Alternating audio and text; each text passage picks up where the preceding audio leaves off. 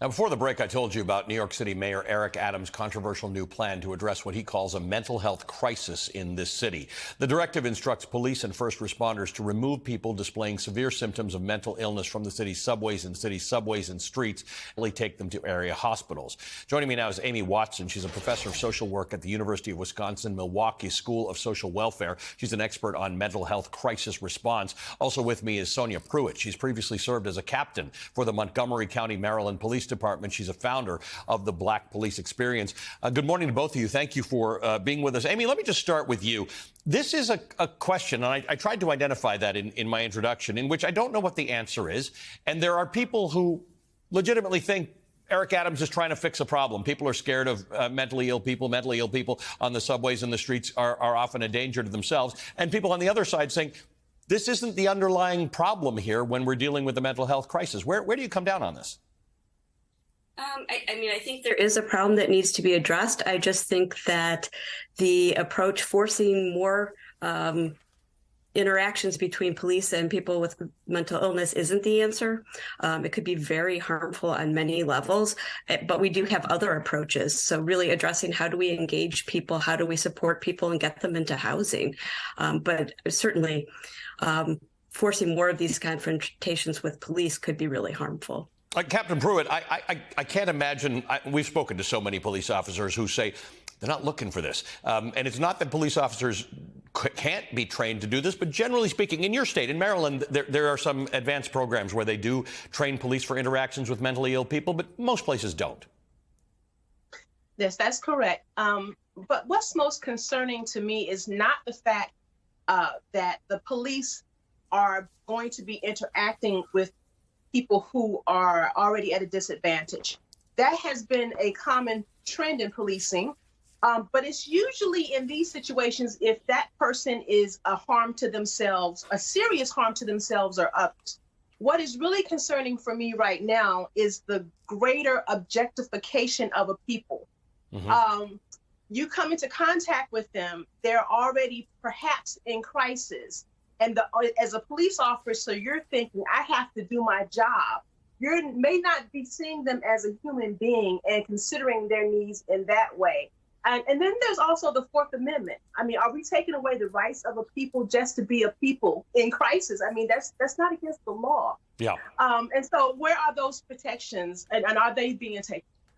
Amy, we have a bit of a problem with this in New York City, where there's an uproar about safety issues, and then we have a mayor, in this particular case, a mayor who is a former police officer, who says, all right, this has to end. People have got to feel safe in the subways of New York, in the streets of New York, so we've got to take action. And as Captain Pruitt says, the two are not hand in hand. The protection of people's rights and the care for their mental health they don't go hand in hand.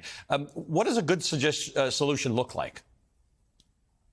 I think a good solution looks like is expanding some of those resources. I know New York City has some programs doing homeless outreach, some alternative response models. So if having outreach done, trying to build trust with people, and not coming in basically and sweeping people off the streets and bringing them to emergency rooms that aren't prepared to address their needs either. So I think it's a longer term, more involved, more complex approach that really could work. I mean, there's evidence from some of the alternative response models that they can be effective for addressing things without police. There's evidence on supported housing programs using housing first approaches. Mm-hmm. So we know some things that do work.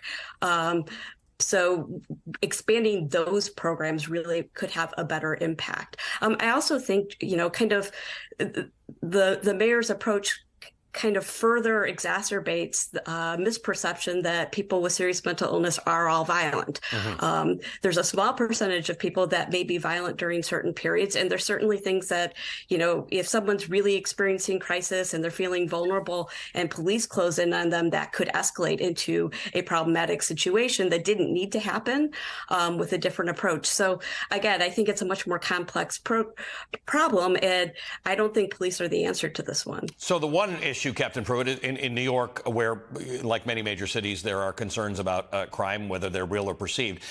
You'll get off the subway. I got off the subway the other day, and in front of every single subway car, there was a police officer posted, standing there, just sort of a show of force. If the police have to be the first line of defense in these instances because people call 911 when there's somebody on the train or somebody doing something that frightens them, can we adequately train police to handle this? Again, I said in Maryland, we've seen some success in this, where police are trained into how you don't do what Amy just said, how you don't approach somebody who's suffering from mental illness and exacerbate the situation.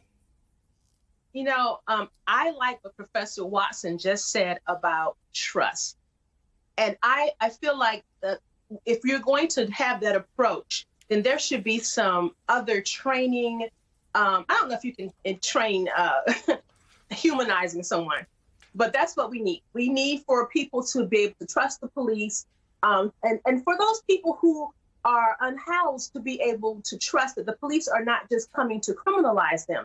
You know, I heard that the mayor say, no more just doing whatever you want. Those days are over. That does not engender trust. That causes a division. It makes people think, okay, there's them and then there's us. And these people over here are criminals because they won't get off the subway. They're just riding around all night. I think that there needs to be a multi-level approach, and that approach needs to talk about what it's like to be a human. I just want to say one more thing. Charles Blow says something that I love.